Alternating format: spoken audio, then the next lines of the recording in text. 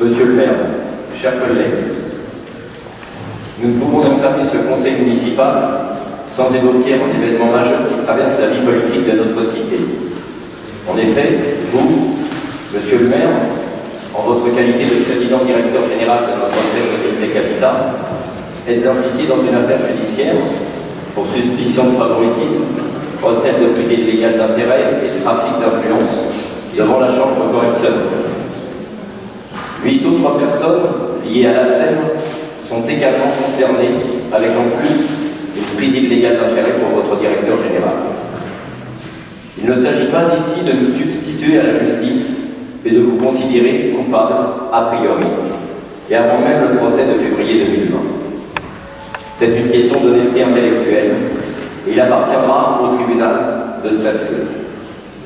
Néanmoins, dans un contexte national, social, où les citoyennes et citoyens, avec ou sans les gilets jaunes, rejettent massivement les pratiques politiques douteuses et les élus qui en usent et en abusent, dans une situation où l'abstention atteint des records significatifs, dans votre posture de maire qui vous confère la fonction de PDG, nous ne pouvons éviter d'aborder le sujet et d'agréger vos deux responsabilités. Depuis que je suis administrateur public de Noisy-le-Sec Habitat en 2014, sans pour autant dénoncer des malversations de ce niveau, je n'ai cessé de vous alerter au sein du conseil d'administration et au sein de ce conseil municipal des pratiques opaques que l'ensemble des administratrices et administrateurs de votre majorité municipale a soutenues. J'ai interpellé la Milos, qui est devenue l'Ancols, en décembre 2015. Je vous ai sollicité personnellement à maintes reprises et n'ai jamais obtenu autre chose que des fins de non-recevoir de votre directeur général délégué jusqu'en fin 2017, où son attitude a changé, puisque vous ne disposez même pas d'une adresse mail spécifique en tant que PDG. Vous n'avez cessé depuis 2016 de brandir votre affection sociétatis comme un LBD, lanceur de balles défensives, et entretenu une espèce d'omerta pour préserver un secret de famille politique, votre famille, non la mienne, ni celle de la majorité des Noiséennes et des Noiséens. Vous avez fréquemment pris soin de me rappeler mes devoirs d'administrateur public pour justifier la rétention d'informations, comme dernièrement les montants des loyers des commerces qui occupent le patrimoine de notre SEM. Vous trouvez même le moyen de contester les critiques et conclusions des rapports d'organismes de contrôle indépendants, tels que l'enquête. Mais concomitamment, vous avez semblé, avec votre directeur, oublier vos propres obligations de contrôle et de rigueur de gestion, qui ont entraîné des écarts et malversations soupçonnés.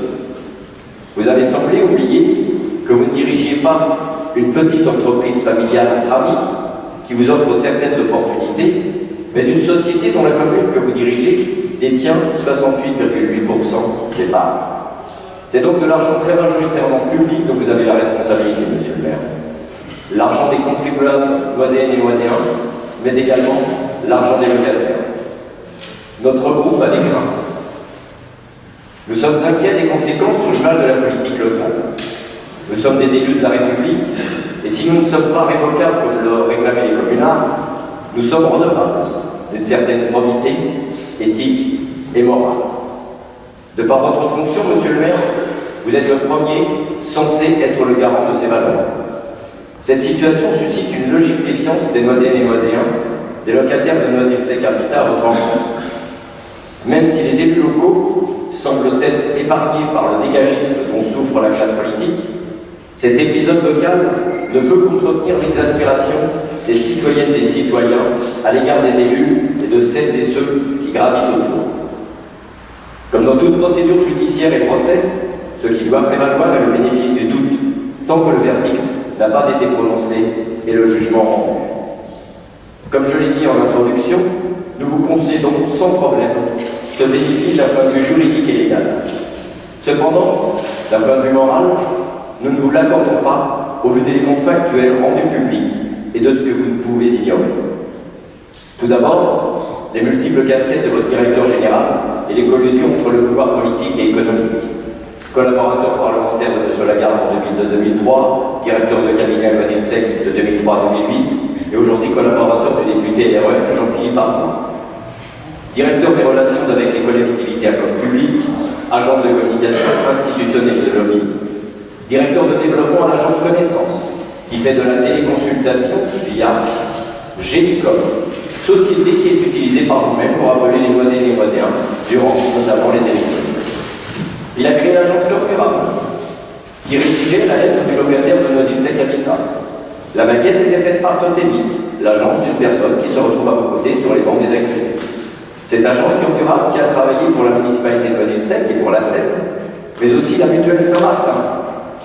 Mutuelle qui dit historiquement mutuelle du clergé, seule mutuelle indépendante d'aspiration chrétienne. C'est son propre slogan. Vous avez choisi cette mutuelle pour la Seine en 2016, dont la rédactrice de leur journal porte étrangement le même nom qu'un autre prévenu qui se trouve à vos côtés sur le banc du tribunal. Une amie, oui peut-être. Lorsque je demande en CA s'il y a des liens, le directeur me répond devant vous et vos administrateurs, sauf que ça n'émeut personne et de manière très subtile, il n'y a pas qu'un homme qui s'appelle Martin, ce sera ce même directeur qui faisait déjà de la publicité pour cette mutuelle en 2010 sur son compte Facebook. Quel hasard! Je ne sais pas qui est l'un dans cette affaire, mais les salariés de notre scène, pas nécessairement les gagnants. Je pourrais encore vous décrire des accointances avec Camoufort dans le chiffre d'affaires, VGT à 18 584 € en 2009, pour passer à 544 223 en 2014, après avoir signé de fructueux contrats de maîtrise d'ouvrage avec Noisy-le-Sec Habitat, et qui a été fermé le 31 2017. 31 août, pardon. Je pourrais également parler d'Autotélis, Exact et quelques autres sociétés amies, pendant des pages, mais ni le lieu ni le temps ne s'y prêtent. Donc je vous le répète, monsieur le maire, ce qui n'est pas encore jugé illégal n'est pas pour autant forcément moral. C'est pourquoi vous devez vous expliquer autrement qu'en démontant simplement les faits face à cette ordonnance.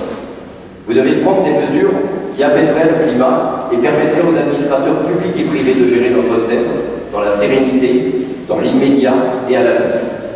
C'est pourquoi notre groupe vous demande de suspendre de ses fonctions votre directeur général délégué le temps de la procédure, que vous preniez vacances de la présidence, ce que vous permet l'article L225-50 du Code du commerce, pendant ce même laps de temps, et que vous renouveliez le conseil d'administration.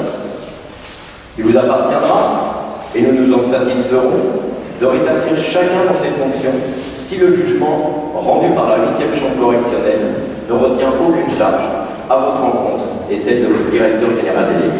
Je vous remercie de votre écoute, monsieur le maire, je vous remercie, chers collègues.